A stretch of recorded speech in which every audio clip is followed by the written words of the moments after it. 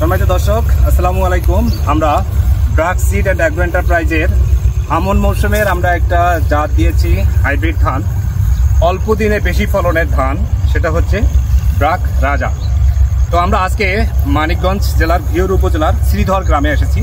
তো আমার এক চাষি ভাই এই রাজা ধানটা করেছে। তো চাষি ভাই, আপনার নামটা কি? আমার নাম মোহিত ভাই, আপনি যে এই যে রাজা ধান করলেন, ঠিক আছে, এটা কার কথা শুনে করলেন? এটা করেছে এই হারন স্যারের মাধ্যমে, মানে মিটিং করছিল। এই রাজা ধান দেখে আপনার কাছে কি মনে হচ্ছে? আমার কাছে ধানটা খুব ভালো লাগছে, অন্য জাতের চেয়ে ধানটা খুব ভালো, ফলনের দিক দিয়েও ভালো, সব দিক দিয়ে মানে গাছটা শক্ত, মানে ধরে হেলে পড়ে না, সব দিক দিয়ে মানে রোগ বালাই সহনশীল। ধানের শীষের যে দৈর্ঘ্য মনে হয় যে প্রায় এটা হলো প্রায় 1 ফিটের উপরে, প্রায় 27 থেকে 29 সেন্টিমিটার হবে। এখানে প্রায় 300টা ধান করে। এর আগে কি হাইব্রিড ধান করছিলেন? যে অন্যান্য জাত করছি, কিন্তু অন্যান্য জাতের তুলনায় এই জাতটা উন্নত মানের। অন্যান্য জাত এর আগে করছেন, কিন্তু অন্য জাতের তুলনায় এটা উন্নত মানের। মানে ধান দেখে মনে হচ্ছে যে এটার ফলন ভালো হবে, রাইট? ফলন অনেক ভালো হবে, যেহেতু শীষ বড়, চিটার ভাগ কম। আচ্ছা, শীষ ভালো, চিটার পরিমাণ কম, ধানের গাঁথনি ভালো, কালার ভালো, এবং সর্বশেষ যেটাকে মনে হচ্ছে যে ধানের যে চেহারা দেখে মনে হচ্ছে যে আপনি মনে হয় একটা ভালো ফলনের দিকে যাচ্ছেন আর কি। তো আপনার অর্থ এলাকায় এই শ্রীধর গ্রামে যারা আসলে ধান চাষ করে তারা কি জিজ্ঞেস করে না এই প্লট দেখে? যেই আসে সে দেখে বলে যে ধানের জাতের নাম রাজা, ধানটা রাজাই। আচ্ছা, মানে রাজার মতোই হয়েছে। এই এলাকায় এর আগে অন্য ধান চাষ হতো আর কি, অন্য হাইব্রিড ধান চাষ হতো। তো সেইখানে দেখা যায় যে আমরা মিটিং এর মাধ্যমে, এই এলাকায় কাজ করার মাধ্যমে কিছু চাষিকে আমরা উদ্বুদ্ধ করেছি। দেখা যায় এইবারে আমাদের রাজা ধানটা এই এলাকায় কিছু সংখ্যক আসছে।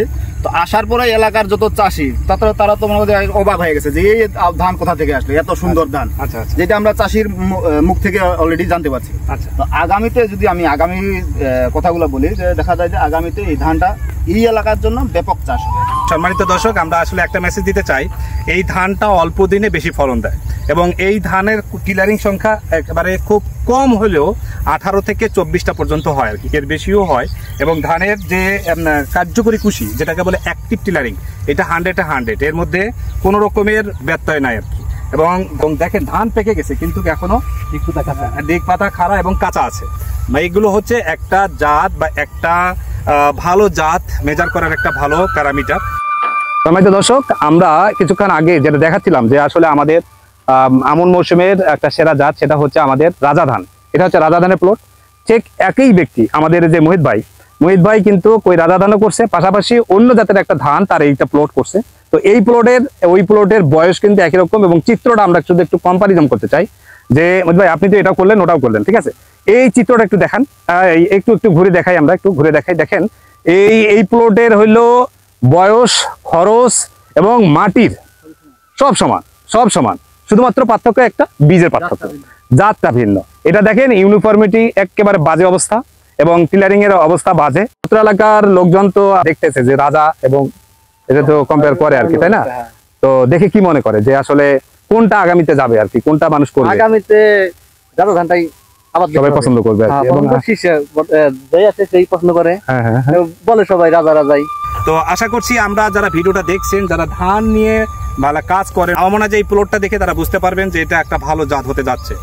আগাম মৌসুমে যারা ধান চাষ করেন তাদেরকে আমি বিনীতভাবে অনুরোধ করব, এই রাজা ধান আপনারা করবেন, অল্প দিনে বেশি ফলন পাবে।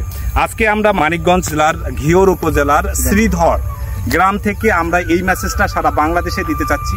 আগামী মৌসুমে আপনারা যারা আমন মৌসুমে ধান খুঁজেন, অল্প দিনে বেশি ফলন, আপনারা নিশ্চিন্তে ব্রাকের রাজা ধান করবেন, এই আশাবাদ ব্যক্ত করে আজকের মতো এখানে শেষ করছি। সবাই ভালো থাকবেন, সুস্থ থাকবেন, আল্লাহ হাফেজ।